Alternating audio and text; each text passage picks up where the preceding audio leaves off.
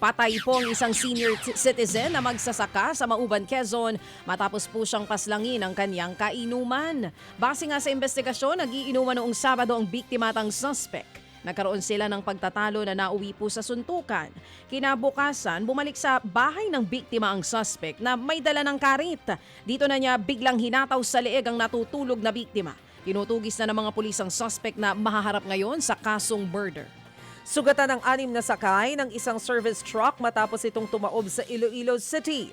Nagtulong-tulong ang mga residenteng para maitayo ang truck na may kargang mga audio equipment. Ayon sa mga pulis, pauwi na sana ang truck galing fiesta ng madisgrasya. Binabagtas daw nito ang lubak-lubak na kalsada nang mawala ng control ang driver.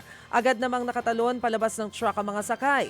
Kinabukasan pa tuluyang naitayo ang truck. Sapul naman po sa CCTV ang pagnanakaw sa dalawang lalaki sa motorsiklo. Diyan po yan sa Lucena City, Quezon.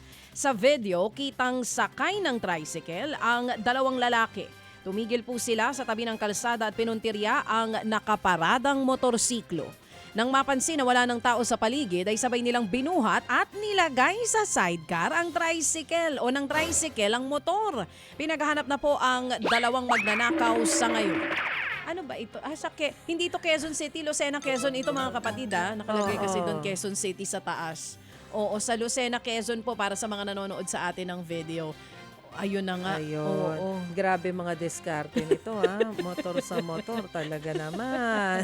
Hirap ng buhay, ano? Mga kapatid, para sa iba pang mga balita at impormasyon, sundan niyo po kami sa X, Instagram, Facebook at syempre sa TikTok, True Network PH. Mag-subscribe din po kayo sa aming YouTube channel, True Network. May website din po tayo, truenetwork.ph. At pwede nyo rin po kaming mapanood sa Channel 19 ng aming True FM TV. Lagi pa rin makinig sa radyo dito po sa 105.9 True FM dahil dito, laging true sa'yo, kapatid. Ito tayo sa totoo, tunay at tapat.